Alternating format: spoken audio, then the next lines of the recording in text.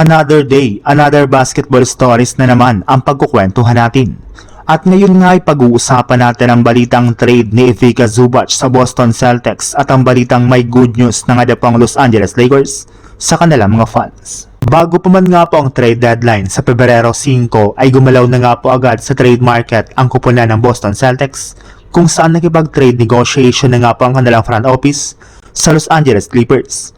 Ayon nga po sa lumabas na balita, inoffer nga po nila dito ang kanilang player na si Anfernee Simons, isang first round pick at isang future first round pick swap para lamang makuha ang center na si Ivica Zubac.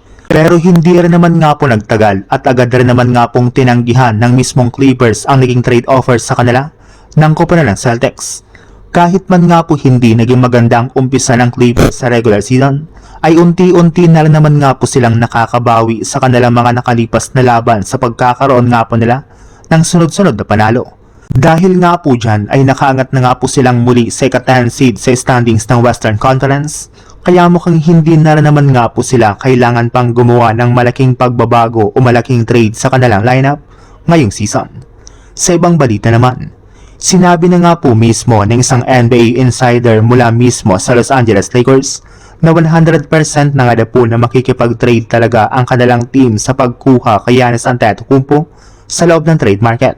Balak na rin naman nga po nila na makipag-negotiation sa mismong front office ng Bucks sa mga susunod na araw dahil alam nga po nila na meron silang sapat na kakayahan at trade package na may pang-offer bilang kapalit ni Giannis. Alam naman nga po na Rob Pelinka na matagal na nga pong gusto ni Giannis na maglaro sa Los Angeles Lakers na siyang may pinakamalaking market ngayon sa buong NBA. Maliban na rin nga po dyan ay makakasama pa nga po niya dito si Luka Doncic. Inamin na nga po noon ni Giannis na hindi nga na po ito tatanggi kung sakali mang magkaroon siya ng pagkakataon dito na makasama si Luka.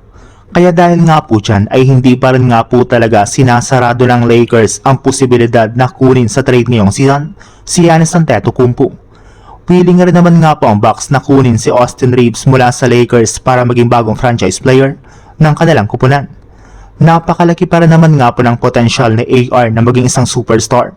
Kaya ito na nga po ang pinakamagaling at pinakanababagay na player na papalit kay Giannis Antetokounmpo kumpara sa mga ibang mga manlalaro na ino-offer sa kanila ngayong taon ng ibang mga kupunan.